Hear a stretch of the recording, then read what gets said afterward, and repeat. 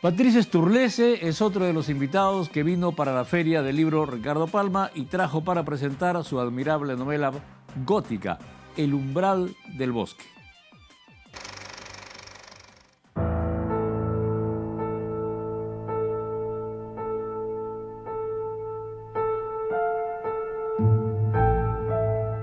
Página 12 dice que eres un digno descendiente de la factoría de Alejandro Dumas. No es poca cosa, ¿eh? Bueno, así lo pusieron, fue una periodista argentina, creo, en una crítica, y me sorprendió. Hay un contexto histórico, hay una recreación de época además, ¿no? Sí. Que no debe haber sido fácil investigar. No, para una novela así con tintes históricos siempre uno está tratando de armar el andamiaje, todo lo que va atrás de la trama para que el lector, aparte de vivir una historia de aventura, de entretenerse, tenga también esto que a mí me gusta dar, que es un poco de información de lo que sucedía en una época y que el lector acceda a ciertas informaciones sin ir a un libro de historia. En la portada se dice: descubre nuestro deseo y la hoja roja en los otoños. La obra se abre en el otoño de 1585. ¿Es un símbolo la hoja de arce? Sí, es un símbolo. Es un símbolo porque la novela en sí trata sobre un mito escandinavo. Es un mito del vampiro nórdico. Y la hoja de arce es un símbolo porque cuando más bonita está, más linda está, cuando se pone roja, es cuando está muriendo. Es un signo de lo que uno va a encontrar después dentro del libro. Por momentos personajes que están muertos, pero que brillan con esa misma intensidad y sin embargo donde mejor se los ve es cuando están atravesando el periodo de la muerte. La anécdota es un viaje hacia el desierto de Gobi, ¿no? A recuperar un arcón. Un arcón, sí. Parte de lo que se le pide al personaje principal, que es un capitán veneciano, se le pide repatriar un arcón, pero ese arcón está escondido en el desierto de Gobi, por lo cual tiene que hacer un trayecto muy largo, que no era tampoco desconocido para los navegantes venecianos, porque Marco Polo lo había hecho muchísimos años antes. Se había ido hasta la China. Hasta la China. Entonces, el capitán Mameli, el personaje principal de este libro, como que se ve atraído también por este viaje largo porque es un viaje emblemático, que ya había hecho otro veneciano. Pero no descubre un arcón, sino descubre otra cosa, que es algo que no voy a contar porque estamos develando el libro, pero lo va a llevar hacia el nórdico. Así es. Y lo va a poner en problemas, y lo va a poner delante de una situación que no esperaba, en un clima invernal, en un invierno muy, muy oscuro, muy frío, y rodeado de mujeres extrañas que al principio lo van a seducir, después le van a causar un poco de terror. Serios problemas. Y él empieza a descubrir que estas mujeres no son tan normales como se podría uno imaginar. Es la clave del libro, ahí está, es la hoja de otoño enrojecida que uno admira y que sin embargo está en la muerte.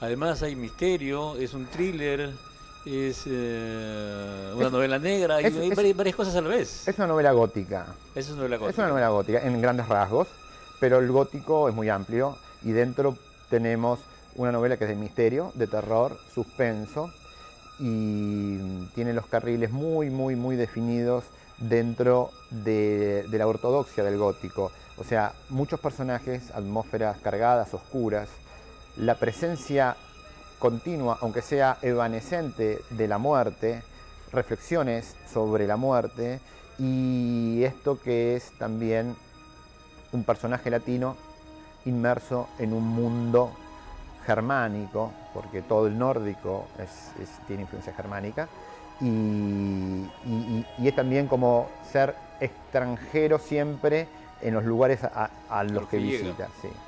¿De dónde nace? ¿Cuál es el punto de partida? ¿Cómo la imaginaste? ¿Qué fue lo que te la suscitó? El umbral del bosque fue raro porque lo soñé. Soñé 3 noches seguidas. Primero soñé, recuerdo, que había mucho frío en el sueño, había mucho frío, no sabía dónde estaba, pero sentía un frío. Primera noche. Segunda noche, seguía el frío, pero ya había mujeres de época. Y la tercera noche fue la definitiva, donde hacía frío, había mujeres de época y aparte sentí miedo. Entonces yo supe que ese sueño, repartido en 3 días y seguidos consecutivos, me estaba marcando algo que no sabía muy bien. Inmediatamente empecé a tratar de ubicar en el mapa, en un lugar donde se podía dar esto, y caí investigando en el nórdico y precisamente en un evento histórico que es muy poco conocido en el mundo latino, que es la Noche de los 400 años, un evento histórico que terminó con la monarquía de Noruega en el medioevo. Incluso Noruega fue invadido por Dinamarca y durante 4 siglos perdió sus reyes. En este contexto es donde yo me di cuenta de que podía meter esta novela que había salido en los sueños, que era una novela de terror, una novela de suspenso, ambientada en el frío y totalmente rodeada por mujeres de época, que por más que el personaje principal sea un capitán veneciano, siempre las mujeres dentro de esta historia llevan los hilos, llevan los destinos, todo se mueve tras la huella de estas mujeres.